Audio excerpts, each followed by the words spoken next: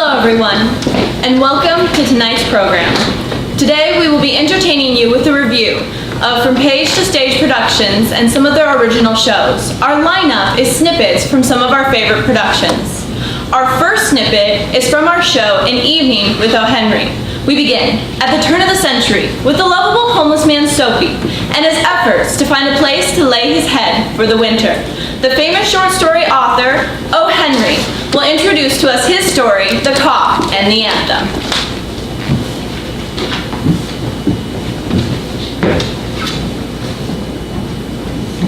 It was a cool night. I was still serving time in the federal penitentiary for bank fraud. But the warden was gracious enough to grant me access to my own room and writing materials. I can still hear the words echoing in my head.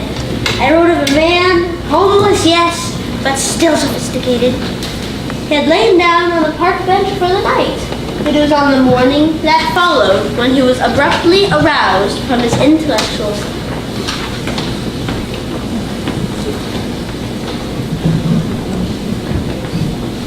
Wake up, you bum. There's no sleeping in the parlor. Come on, get on your way. Excuse me, officer, sir. I am no bum. I like to think of myself as a man of education, who chooses a simple life of no work, no mortgages, no responsibilities. I don't care how you fancy yourself. Move on, you bum. Hey, Soapy! It's getting cold out here. I'm thinking about heading to Florida this winter. I need a place where my bones can warm up. What's your plan for the winter, Soapy? Oh, my dear friend. I think south is too much work, and is for the average vagabond. I, my friend, winter where I've wintered these past 15 years. I wintered the state of New York, out on the island. Oh, Soapy! The prisons ain't what they used to be. They're really run down. Now, have you ever thought of the Salvation Army? One of those missions on First Avenue? My fine friend, I do not accept charity. Those religious establishments expect one to experience a conversion, to change one's lifestyle, and walk the straight and narrow. That is not for me. No, sir. The penal system of New York City suits me fine. How's he gonna do it this year, Soapy? Hey, that's my umbrella. Oh, it is? Well, why don't you call a police officer? I took it. Your umbrella. Why don't you call a cop? There was one on the corner. Oh, well, I mean, you see how these mistakes occur. I picked it up in a restaurant this morning. If you recognize it as yours, I hope you... Of course it's mine. Well, you got yourself a fancy umbrella. Yes, indeed I do. That man was a thief. But dear boy, this umbrella will not keep me warm at night. I'll have to deviate from this strategy and try a new approach. I got apples! Oranges! Fresh sandwiches! And sodas! Watch and learn from an expert, my fine street urchin.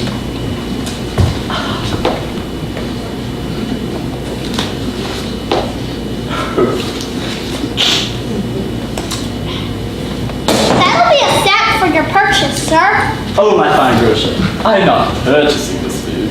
I have no means of which to pay. See here, not a dime on me. I am hungry, so therefore I thought I would help myself to your wares.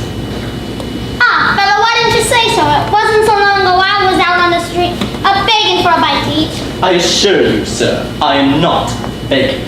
I have never begged for food. How vulgar to suggest such a thing. I am simply stealing.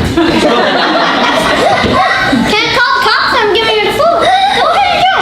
Here, take a soda to wash it down.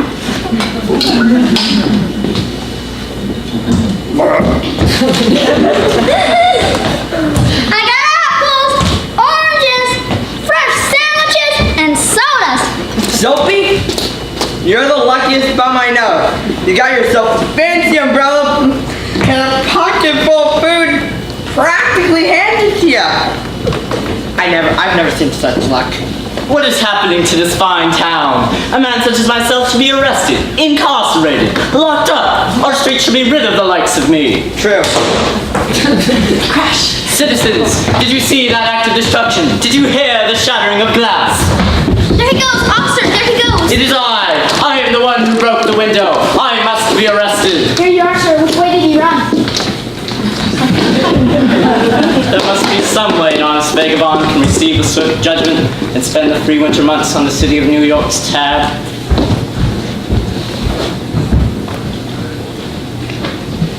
Hello, sweet little girl. Would you like to come and play in my backyard? Oh, there you are, Uncle. I've been waiting here all morning for you. Come on, let's go get a hot cup of coffee and head some others. I'm not the kind of girl you're looking for. You'd find them over on Broadway. But when I saw you, he reminded me of my dear sweet uncle, and I couldn't bear to see you arrested by that cop. Miss, I do apologize for any offense I may have brought upon you. It was never my intention to speak in such a manner to someone such as you. I was only... No offense taken. Here. Take this. Get yourself a hot cup of coffee. And take this makeshift parasol as a token of my deepest regrets. I apologize once more for causing you any embarrassment. You stupid cop, you should be protecting the young woman of this city from unscrupulous men such as myself. Here, let me help you up. You okay? You should do better to keep our streets clean.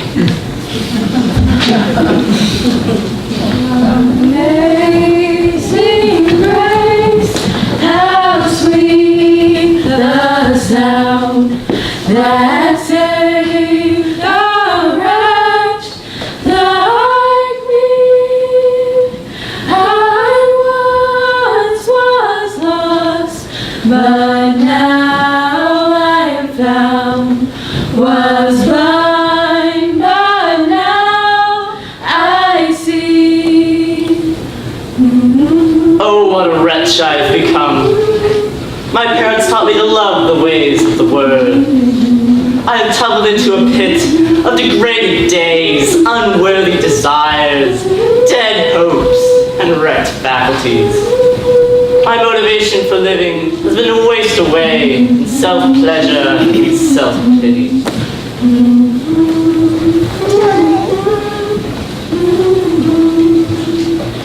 'Twas grace that taught my heart to fear, and grace my fears relieved. How precious did that grace appear the hour I first believed. I am a relatively young man. There is time to change my life around, make something of myself. I will become the man I was created to be. When we've been there 10,000... You bum! What are you doing? Oh, officer, I have seen the heirs to my son's existence, and I have vowed to become a new man. I am reformed! You'll be reformed, all right. 3 months in the slammer for you. What for? Stupid the peace.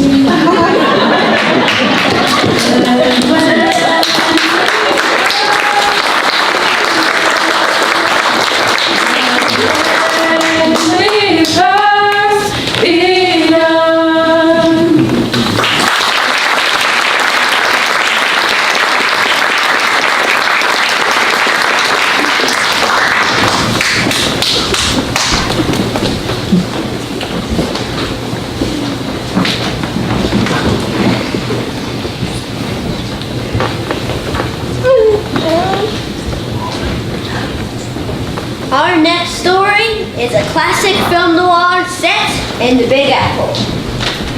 Or is it?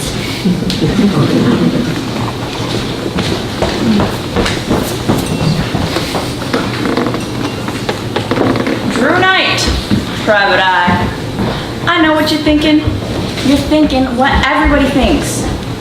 What's a dame doing working as a private eye? Well, let me tell you. Who understands a dame better than a dame? And who comes looking for help on a dark and stormy night? A dame, that's who. I don't get distracted by a good-looking doll, flutter in her eyes, powder in her lip, tears running down her face. I know all the tricks. I can whine with the best of them. But there was that one dame. She was different than the rest.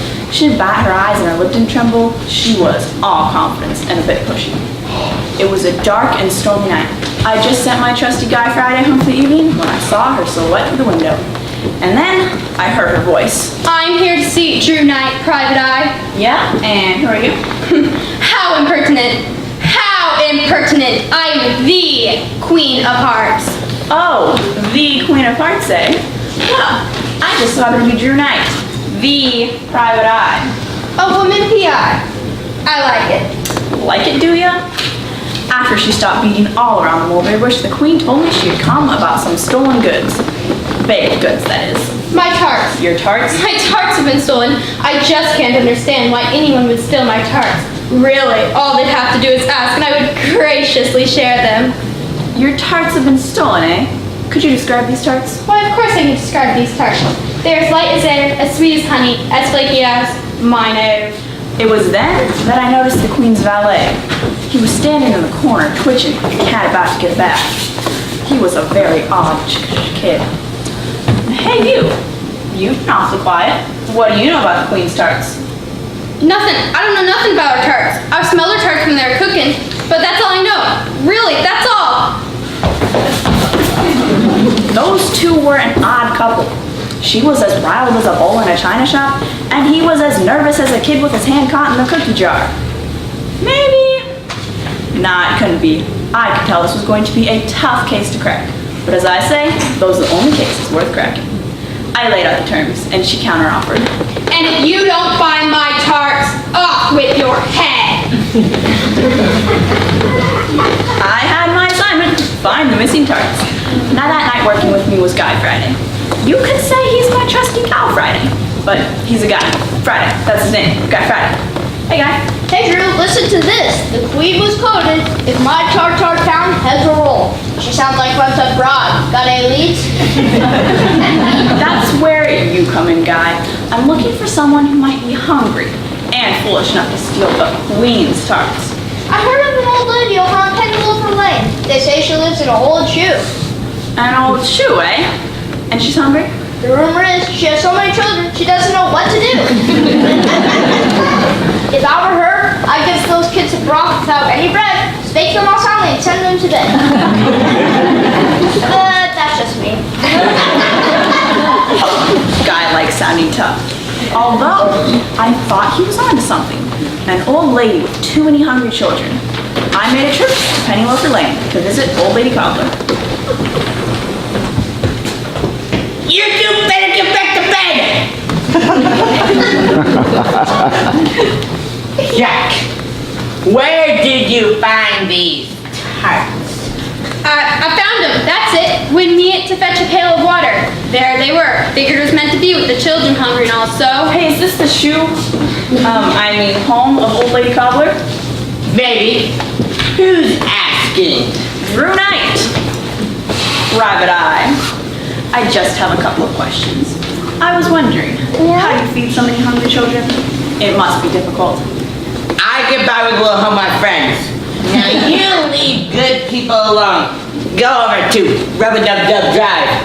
That's where the lowlifes live. After leaving Old Lady Cobbler, I made a call to Guy to update him on the investigation. Guy, it's Drew. I have a lead. What do you know of anyone that might hang out over on Rub-a-Dub-Dub Drive? All I see on Rub-Dub-Dub Drive is a butcher, a baker, and a candlestick maker. A baker, eh? Give me the name of the baker. Muffin Man. Muffin Man? You know the Muffin Man? I know the Muffin Man that lives on Drury Lane. Looks like he opened his shop on 123 Rub-Dub-Dub Drive. Yeah, I'm on my way. As soon as I walked into the bakery, I could tell something was not right. I could smell it in the air. Or was that the fresh baked muffins? So you must be the Muffin Man. What are you doing over here on Rub-a-Dub-Dub Drive? I thought your shop was on Drury Lane. Expanding! Branching out! Showing my hands on new goodies. Like tarts? The Queen's tarts? What are you getting at? You think I have anything to do with the missing tarts? I could tell he was not ready to give up the golden goose just yet, so I asked him if any of his clients might be involved in the baking world's dark undercrust. No. Whoa, there's a Mrs. Spratt. She's one of my best customers. She buys her muffins by the platter. You know what they say? Jack Spratt can eat no fat. His wife can eat no lean.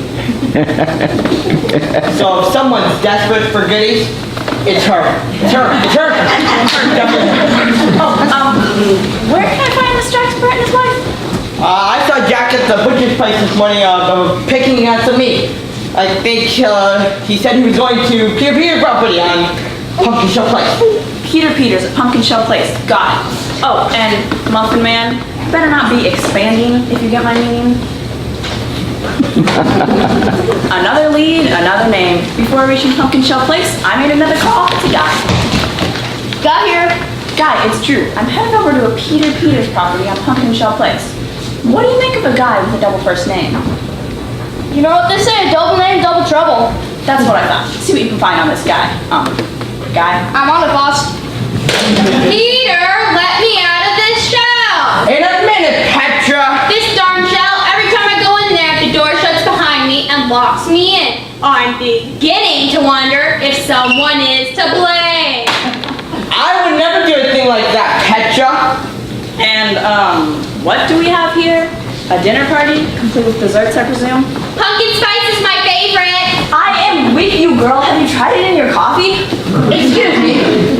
Who are you? Drew Knight. Private Eye. I just have a couple of questions. I see you have a copy of the Mother Goose Gazette? Yes. What does that have to do with this uninvited intrusion? I am here investigating the Queen's missing tarts. And I have it on good report that a Mr. Spratt is dining at the home of Peter Peter, and you, I presume, are Peter Peter? You know what? I don't like what you're insinuating. Barging in, looking for tarts, talking about pumpkin spice. You know what? I don't like you. Liking me is not important. Liking tarts, now that is what I'm interested in. Do you see any tarts? I don't see any tarts. Jack, do you see any tarts? There you go. No tarts. It was just then that my phone rang. And I answered. Drew Knight here. Drew, I have a lead. Well, get on with it, Guy. I got an anonymous tip from a simple Simon. How could it be anonymous if you know his name? Well, this Simon tends to be a bit simple in the mind, if you know what I mean. He told me I'm a pie man that is selling his wares out here at the fair. Guy, I'm looking for tarts, not pie. Drew, tarts are miniature pies. Head over toward the corner. That's where you will find the pie man. Thanks. Oh, hey, you have a little bit of jam on the side of your mouth. No, to the left. There you go, you got it. Partner's name sells my game. Whoa, be fine, lady. How about a whippersnapper? This handy dang little contraption can whip eggs, whip cream, and whip your sharks in a bunch before you can snap your fingers. The whippersnapper. Actually, I'm looking for answers. I am Drew Knight, Private Eye, and I have it on good authority that you are selling tarts. Possibly the Queen's tarts. I sold the last of my miniature pies to a mom cat and her kittens. But if you're interested in making your own miniature pie, I just acquired this marvelous, I'm not modernistic... interested in making tarts. I'm interested in finding tarts. The Queen's tarts, to be exact. I have no knowledge of these Queen's tarts. I purchased my tarts from a foolish young man who traded them for a pocket full of beans. What's his name? Big five, boom, bum. I want a tart made of plum. And if I don't get my plum tart snack, I will eat the boy named Jack. It's a giant!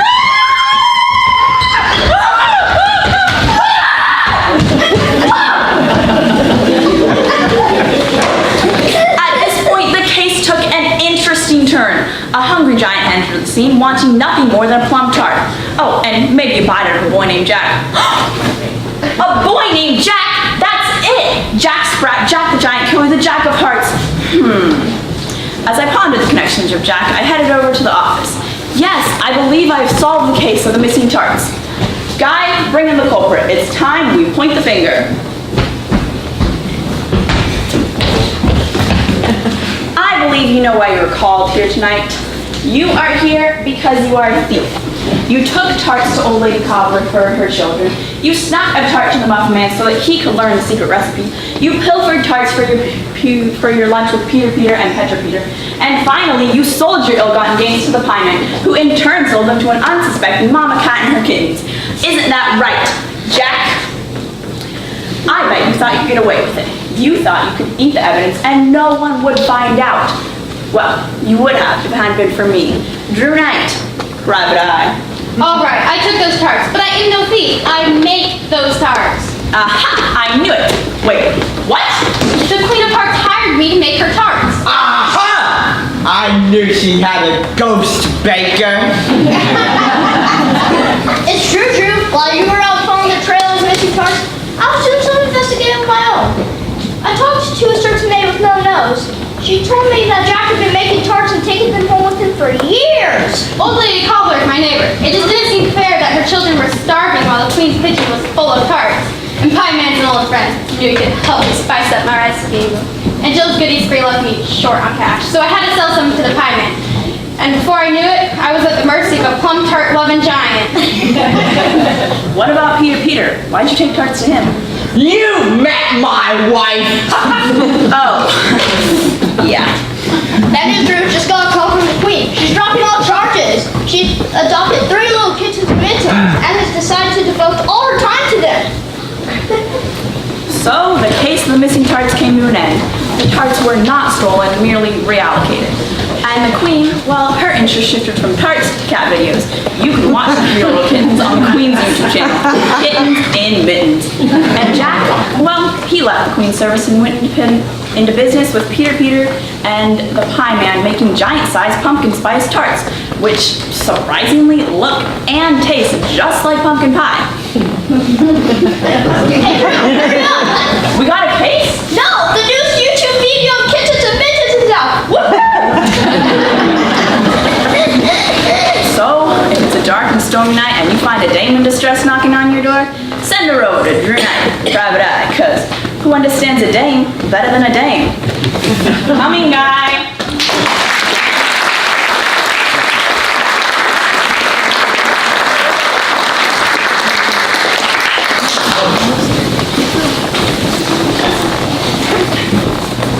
Hey Jimmy, you want to play Candyland? No way! Last time we played Candyland, we ended up in Candyland, and that crazy lady Licorice tried to make us into fudge. Oh, you scary cat. We didn't get made into fudge, but we did rescue King Candy. Here, I'll tell the legend. Once upon a time, King Candy and the Imperial had bonbon and the Grand Jujubee of Candyland disappeared. No, Sally, stop! What?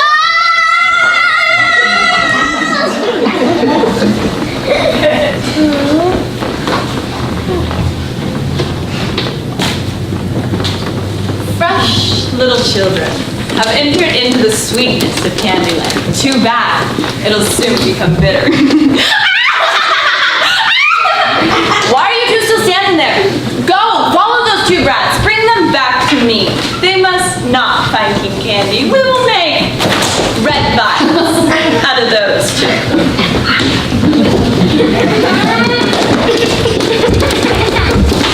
Stop it! Both of you. If you weren't such greedy little children, you would have made it through Candyland. But no, you had to have more candy and more candy. You wandered off the path and got stuck in Lassie Swamp. You are mine now. And just like all the other greedy little children that have entered into Candyland, you will be made into candy. I don't want to become fudge. I want to go home. If you hadn't been so greedy and went after those cherry sour balls, you wouldn't have made it through Candyland. I know. But did you see the size of those cherry sour balls? They're as big as beach balls. And the chocolate bunnies and the caramel turtles, so rich, I just couldn't stop myself. My mouth began to water and my hands began to tremble. I had to have the chocolate.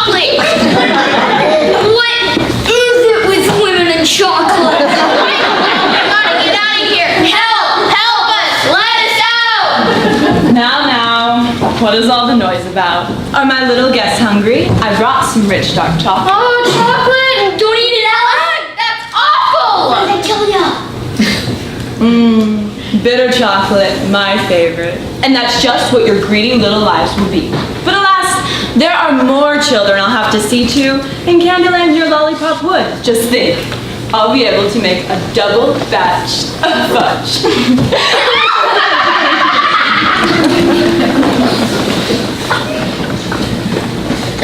This poison chocolate can slow them down.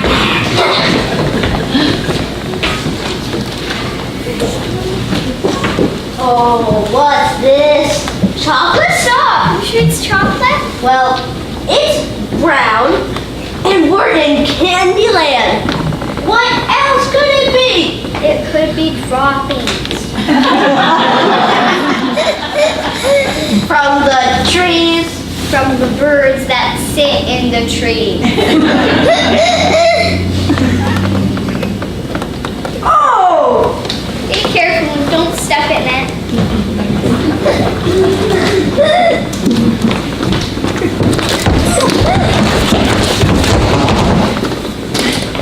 The next time you two set a trap, make sure the chocolate looks like candy and not like, oh, you nincompoops.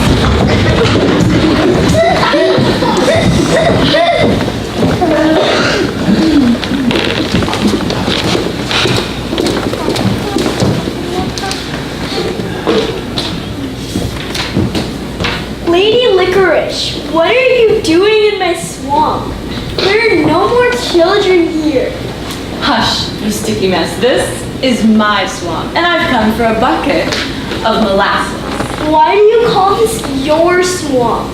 This swamp belongs to King Candy, and I'm the caretaker. No one likes molasses. It's brown and oozy and sticky and gooey, and it tastes like bitter syrup. Come to think of it, it kind of reminds me of myself. Now give me some molasses, you ooey, gooey, sticky glob of uselessness. I won't do it. You're up to no good, and I won't help you. Besides, people still like me. Get out of my way. You won't get away with this.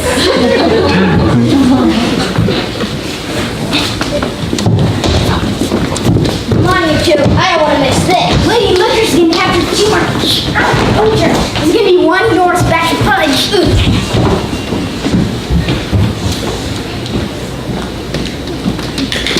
Follow the colorful road. Follow the colorful road. Follow the Dude, watch out! Don't step in the puddle! Whoa! What is that? I'm not sure. Ooh, it's molasses. Why would there be molasses in Candyland? It's sticky and gooey and... Well, I mean, it's lucky we didn't step in it. We'd be stuck. Wait, maybe it's a trap. Let's get out of here. Yes. You idiots! They're getting away! All of them! They're getting away and I'm stuck here with the two of you! Sorry, molasses. I wanted to go after them.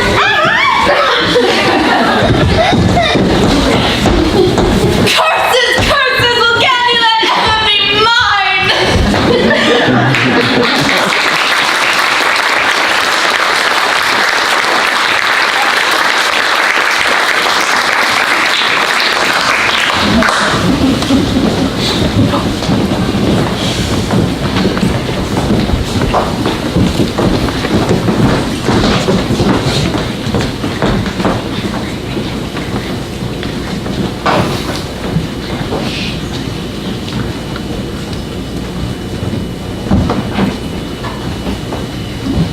We never think much about the coins we hold in our hands.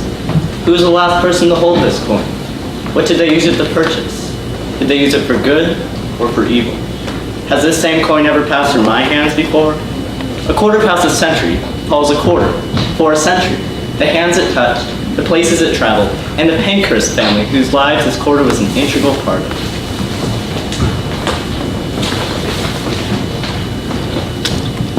Find a penny and pick it up, and all the day you'll have good luck. A quaint little rhyme, a child's rhyme. Have you ever bent over, picked up a coin, and wondered, How did this coin end up here at this time, at this moment? Did it fall from someone's hand? Did it tumble out of the hole of a pocket? Did the owner come up short when paying for an apple at a fruit stand? Does a person own a coin when the tenth of the coin is to be spent?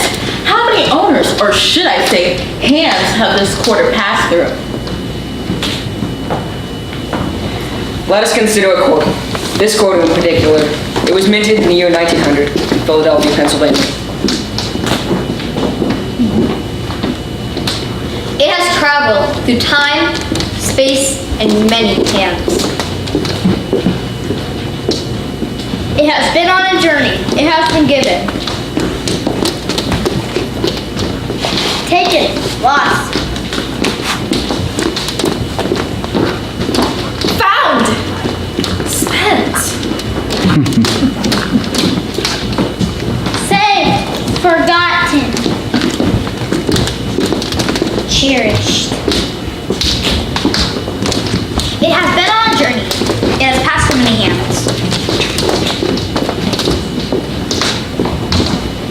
Let us tell you the story of this quarter.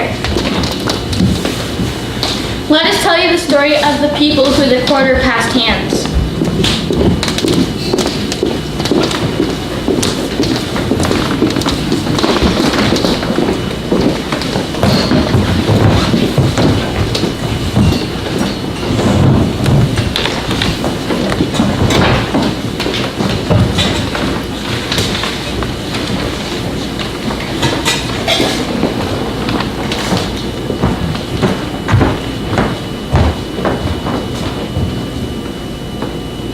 A quarter, an inanimate object of small value, redirected the life to hopeless youth. When hope is given, a life changes direction. The country changed direction. Poverty was no longer the enemy. The enemy loomed large and evil across an ocean. The enemy of poverty divided the nation. An enemy of evil united the nation. A quarter, it is of little value, but hope is given of immeasurable value. So you girls coming or going? We just got off. Work in the graveyard. What'll it be? The blue plate and coffee, strong and dark. The only way I make it. Blue plate and coffee for you? Yeah, but no coffee. I'm planning on going home and sleeping like a baby. I'm exhausted. Not me. I have Tommy to pick up at the company care center. He'll be waking up and ready to go just about the time I get there. And I won't be getting any sleep until I put him down to nap. And then there's the dishes to be done and the laundry. It's at this time in the morning that I'm thankful I don't have any children. Have you girls seen the Saturday Evening Post? Well, would you look at that? It's a riveter. Rosie the Riveter. I think it should be Rusty the Riveter. Sure, I can hear the crowds now. Ah, die Yankees have die Rusty Riveter. Vive Sika! Guess you got a point. No one pays any attention to us buckers. We're the ones on the backside of the rivet holding the bucking box. We're the ones with the brute strength. And you think Blanche the Bucker should be on the cover of the Saturday Evening Post? Huh. Hey Darla, what do you think? Rusty the Riveter or Blanche the Bucker? Without Blanche the Bucker, Rusty the Riveter would just be drilling holes in a boat. Let's leave it Rosie the Riveter. For once, a man got it right. Speaking of men, have you heard from yours, Rusty? It's been a while, Darla. I'm constantly praying for him. And I'm so thankful for my job. It keeps me from going crazy with worry. And I feel like I'm making a difference in this war effort, building a ship he might just end up on. Where is he?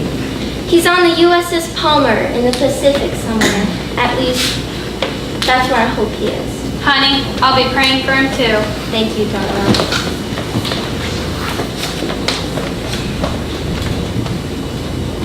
You know, Court and I met over a quarter.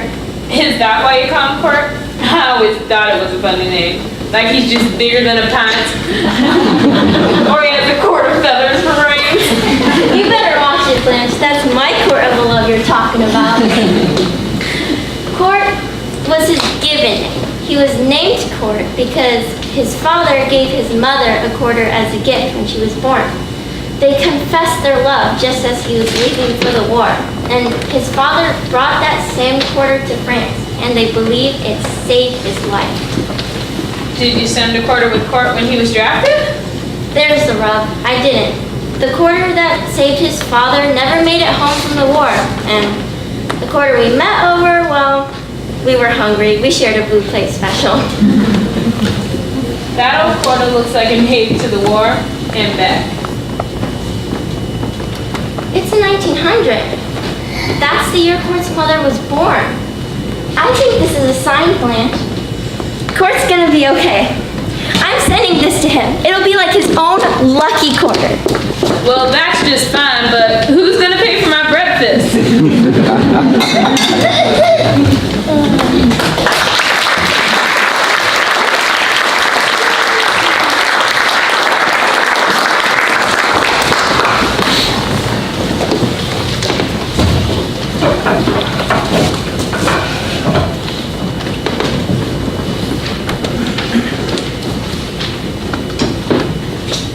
Character is defined by what we are doing when we think no one else is looking. The character of a good man does not need to be seen to point others in the right direction.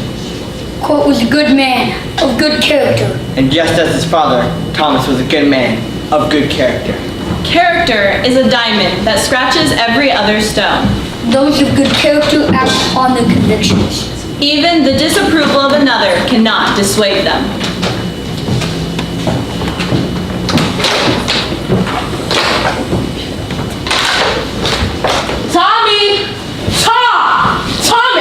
Tom, Mom told me. And what did she tell you? Knock it off, Tommy. How could you? How could I what? Enlisted. How could you enlist in this illegal war? Connie, it is my time to serve my country. But this war is wrong. Serve your country by protesting against this war. I will not protest this war while other American men are fighting in Vietnam. Those men shouldn't be there either. Well, Connie, they are there, and I will fight.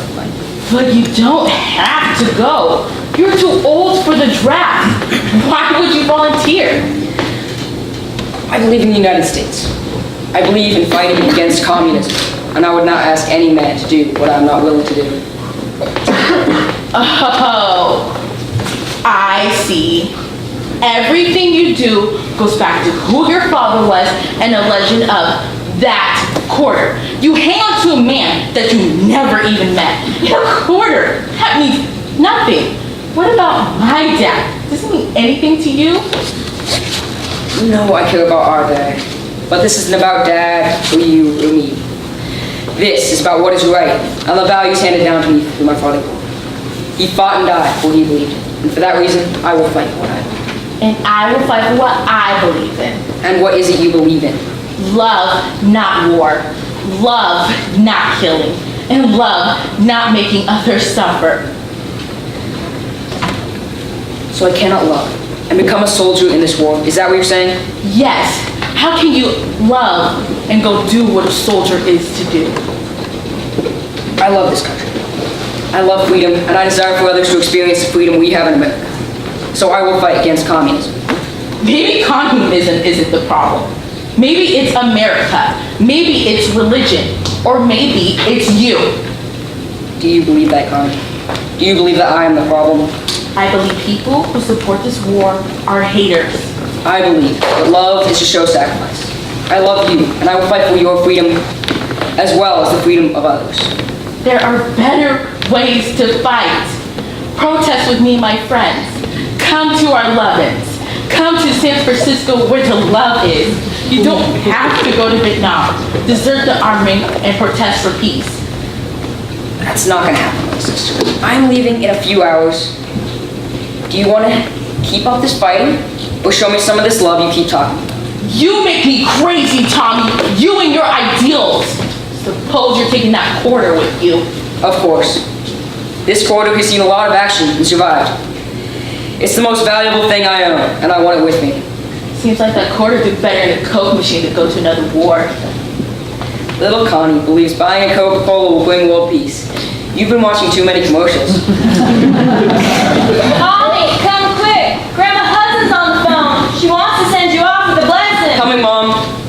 want to buy the world a Coke. You make me so mad.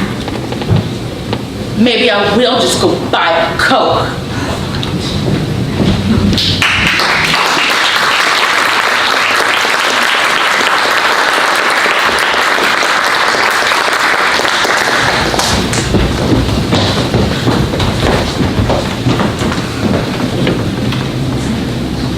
There are stories that begin before the beginning of time. There are stories from places that do not exist. They sound like stories that do exist. There are stories that have been passed down from generation to generation with the intention of the past mistakes never to be repeated. Join us in the Enchanted Garden. It is a reminder that when we turn our backs on the truth, a seed of doubt begins to grow.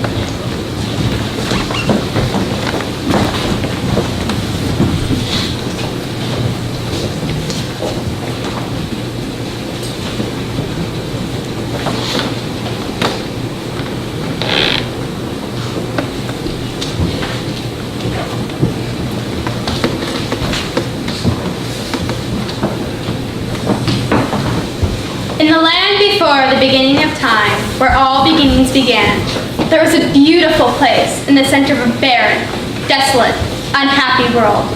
The hollow and its inhabitants existed, believing they were a world in and of themselves.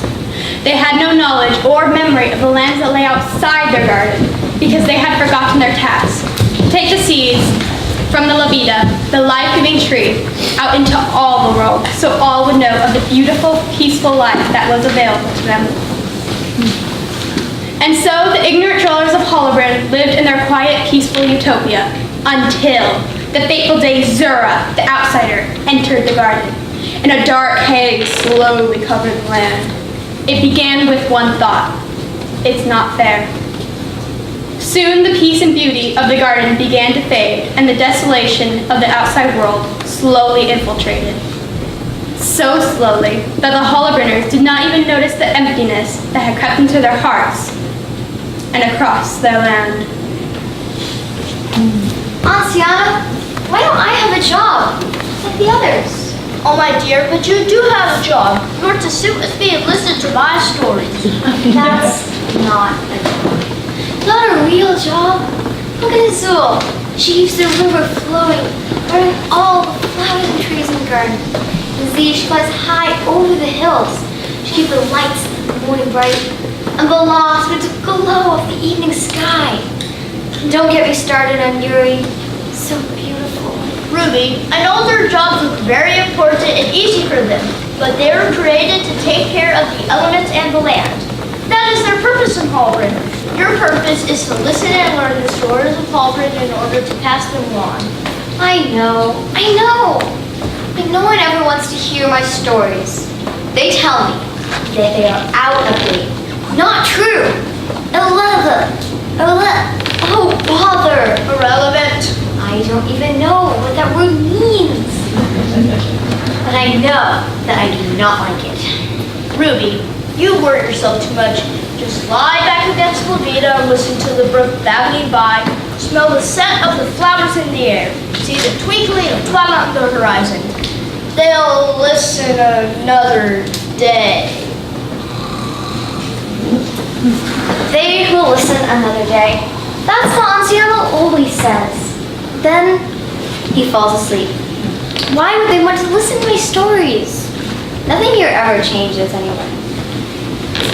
Little Ruby, what are you doing here at the water's edge? Have you come to splash in the cool spring? So stop! Brandon, come on! Look.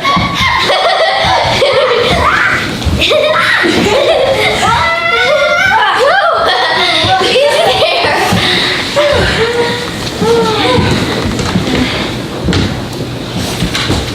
Do you ever wonder what's out there? There is nothing beyond Great Lake. This I know. I'm not talking about the sky. I'm talking about out beyond Hollowburn. I followed the river for a day and a night, and and even beyond. It goes on forever. Holland is the road. There's nothing beyond. I believe Azul is correct. I'm the sky at night. There are no lights beyond the stars I care for. The roots of the plants and trees all spread to the river. None go beyond. The earth is Halbrand. Halbrand is the earth.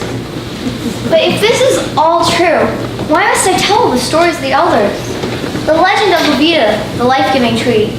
In all the stories, it is said the seeds must be shared beyond our borders, so all will know the peace and beauty it brings to an empty soul and a barren land. But the Levita seeds are so good to eat! Why would I share them? I want to eat them all for myself! And listen to what you all have said. If there is a land beyond, it is filled with Holland. It is filled with empty souls and desolation. Desolation. I can't even picture what that looks like. Soulless pixies! Frightening! Give me Levita seeds! I must have Levita seeds! What is all this noise about? Now you've done it, you two! The folk and our elder! Fairies, sprites, pixies, come gather around Levita. It is legend time. Come now. Ruby will share what she has been learning. Go on, Ruby, tell the story of Halbrand. Before the beginning, there was a creator who wanted to share the beauty of his land with a new and fresh land. And so, the Garden of Halbrand was birthed into existence. Near the center of the garden, a tree began to grow. It was given the name of Vita, life. As its branches and roots began to spread, life sprang forth wherever the branches and roots touched. Small creatures called halberds flew from the flowers, trees, water, stars, and sun. Or in Brent's case, crawled from the mud. They were created to care for the garden and spread the seeds of Levita beyond their borders, so peace and beauty would spread beyond Halbrand, covering the world. This is all a myth. There is no truth to it. I've taken the seeds of Levita and swum for days and days till my wings could carry me no more. I was near death with exhaustion. If I had not eaten the seeds of Levita, I surely would have died. Hush thee, there's more to the story. The Halbranders took the job seriously and joyfully, spreading the seeds and caring for the garden. But as the garden grew and the boundaries expanded, the job of spreading the Levita seeds became too difficult. It was discovered, too, that by eating the seeds, the Halbranders would have renewed strength and vigor. Why? Why share the seeds beyond our borders? The Halbranders chose to keep seeds for themselves. And when I eat the seeds of Levita, it is a lovely, peaceful, and we have all we need. There is no reason to share what we have beyond the borders. God is right, even if there is life beyond the outskirts of Halbrand. In the inhabitants of that land, they would have their own stories and legends. They probably have their own Levitas! They do not need us telling them that the Levita is the only tree of life. But, again, this is all a myth. I have had enough of story time. It's getting late and I must begin the twilight hour. Wait, see, there's truth in these stories.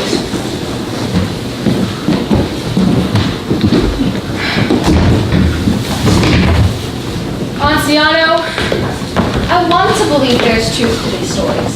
Something stirs inside me when I think of her creator, who would desire to share the beauty of his creation. It's most likely an undigested Levita seed that is stirring inside. But Bryn, are you not in awe when the flower begins to grow out of the dark earth and color springs forth? Where does the color come from? Who created the oranges, yellows, and blues? A seed falls from a flower to dirt. It grows in a flower blooms. The flower dies, goes to seed, it falls, the seed sprouts and goes on and on. It will continue to go on and on. Why wonder beyond that? It has been so long since anybody has shared the Levita seeds beyond our borders. Sometimes I myself begin to wonder if these ancient stories have any truth to them. Oh, Anciano! Do not doubt! I believe, I do. and I will convince the others the stories are true. You're gonna help me. You'll see.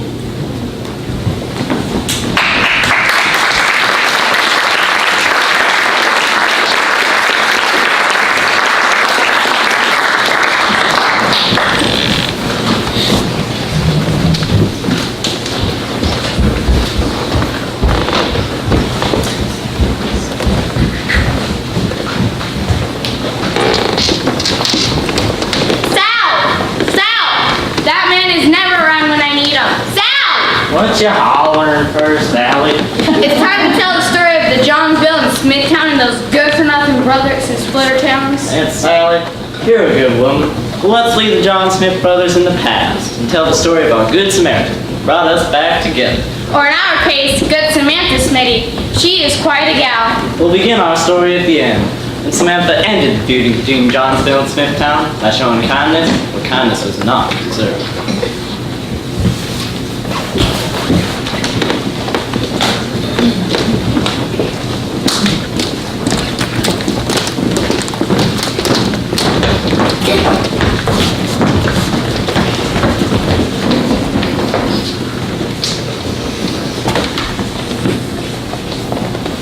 It's been 3 whole days. There's no sign of Johnny. Don't worry, Miss Johnny. Johnny's a tough one. He's probably unmended with a pack of wolves. He'll make it back. If anything is wrong, I'll take care of you, Miss Jones. Oh, enough with you two boys. You just don't understand. You boys don't know nothing about a woman's heart. She loved Johnny, and she wants him back in one piece. It's not just that. I mean, I like Johnny and all. I guess I wanted things a certain way. I understand perfectly well. You wanted Johnny and the money. What good is Johnny and no money? It's like an ice cream cone with a cone and no ice cream. It's just gonna be no good. Stop it, all of you. One of us out there in the wilderness, and all we've done is talk about it. It's time we step up to the plate, put aside our fears, and face this head on. I ain't afraid. Me neither. Wait, what are we afraid of? Because I'm afraid of those creatures that howl tonight. We can't let the people of Smithtown know we didn't take care of one of our own. If they found out we left Johnny out there, they'll figure they can take us all out. 1 by 1. I'm frightened. So am I. Now, there's nothing to be frightened about. Leave Johnny out there, that isn't our fault. It's Sam Smitty's fault. How do you figure that? Well, we've never had this kind of trouble before that Sam Smitty moved in. And as I hear it, there's been nothing but trouble in Smithtown either. You know, I think you're onto something. I know the people of Smithtown are about as fed up with her and her shenanigans. Yeah, that's it. If it weren't for Samantha Smitty, Johnny would be here with us now. Yeah, and she'd have his money, too. Sam took the money? That's right, Sam Smitty's the thief. Mayor Jones, you're the law around here. Go out and get that scoundrel. What scoundrel are you all talking about? Oh, Johnny, are you okay? Yes, Joni, I'm okay in more ways than one. What do you mean, Johnny? I'm talking about hating people. I'm tired of hating people I don't even know. I'm tired of living with fear. I'm tired of making up stories to our young uns so they will live in hate and fear too. You all left me out in the wilderness to die. The good people of Smithtown took me in and took care of me. The good people? Yes, the good people.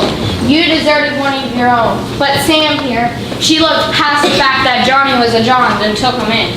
Took him in to steal the money. Yeah, Johnny, where's the money? Smitty took it. Jake, you never know what you're talking about. I was wrong. You two were there, remember? And you, Mayor, Jasper, Judy, you all walked right past me. And Johnny. Oh. Johnny, it's okay. Hate has a life of its own. They've let hate live so long in Johnsville that they don't know any better.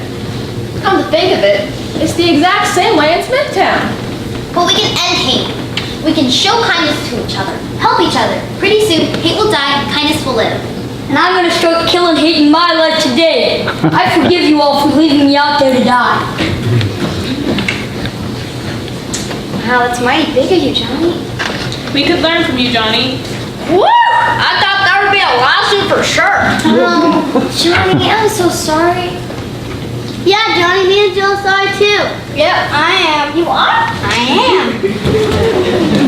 Sam, if you'll have me, I'd like to be your hired hand to get the Johnsville Smithtown homestead up and running. We couldn't help but over here. We don't want to hate anymore either. Johnny, could you forgive us too? We're so ashamed! Johnny, here's the money we took from you. Sam, if you'd like to have us, we'd like to try our hand farming. Hey, no more running for us! Well, I'll be. Who'd have ever thunk it? Johnsville and Smithtown helping out one another. I just never would have figured it. Hey everyone, let's head over to my place and have us some lemonade and toast to the John Smith brothers again. Let's go! Well, if the lemonade's free. You are such a tight wad, Jasper. It's a good thing, kindness. I kind of feel all on the side. Oh, Jake, you nut. Good Samantha Smitty. We weren't sure if the woman was crazy or brave. But now we know it was bigger than that. She was kind and saw good in all men, no matter what side of the line they lived on. Just remember, how we treat people take on a life of its own. We can choose hate, we can choose kindness. As for us, We all choose kindness!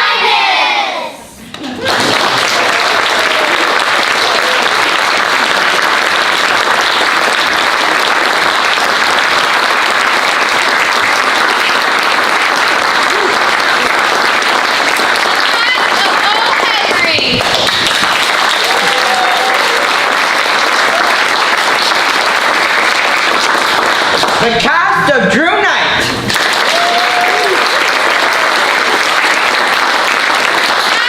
Rescue of King Candy.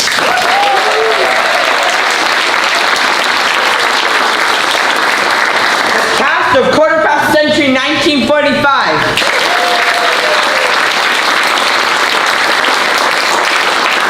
Cast of Quarter Past the Century 1966.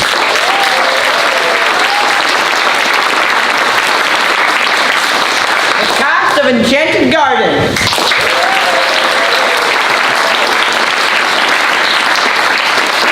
Cast of Good Sam Smitty.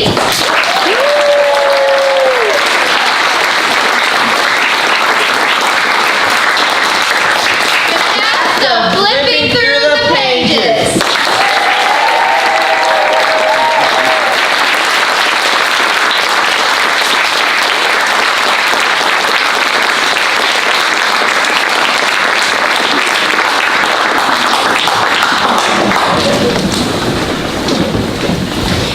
Thank you all for coming tonight. This production would be nothing without an audience. It would be really dull and lifeless. So thank you for being such a generous audience and keeping the laughter and the excitement going. You guys are awesome. You guys nailed it. Good job.